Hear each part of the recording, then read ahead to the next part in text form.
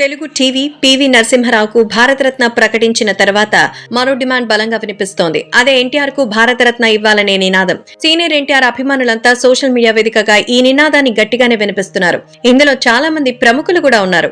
మాజీ ప్రధాని పివి నరసింహారావుకు దేశ అత్యున్నత పురస్కారం రావడంపై సినీ, రాజకీయ సహా అన్ని రంగాల ప్రముఖులు స్పందిస్తూ ఉన్నారు. తెలుగు జాతి ఖ్యాతిని దశ దిశల వ్యాప్తికి కారణమైన పివి లాంటి వాళ్లకు నిజంగా దక్కాల్సిన గౌరవంగా అభివర్ణిస్తున్నారు. అదే టైంలో తెలుగు జాతి ఆత్మ గౌరవాన్ని ప్రపంచానికి చాటి చెప్పిన మహనీయుడు ఎన్టీఆర్ కి కూడా భారతరత్న ఇచ్చి ఉంటే తెలుగు నేల పులకించిపోయిందనే అభిప్రాయాన్ని వ్యక్తం చేస్తున్నారు.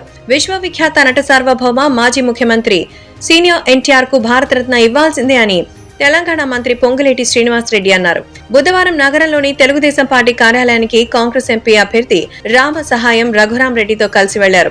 ఈ సందర్భంగా అక్కడ ఎన్టీఆర్ విగ్రహానికి పూలమాల వేసి నివాళులర్పించారు.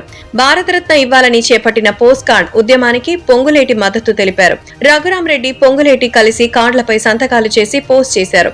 అనంతరం పార్టీ నేతలు డాక్టర్ వాసిరెడ్డి రామనాథం, కేతినేని హరీష్ లతో కలిసి పార్టీ శ్రేణులను ఉద్దేశించి మాట్లాడారు. దివంగత ప్రధాని ఇందిరాగాంధీ తర్వాత ఎన్టీఆర్ రాజకీయాల్లో అనేక సంస్కరణలు తెచ్చారని అన్నారు.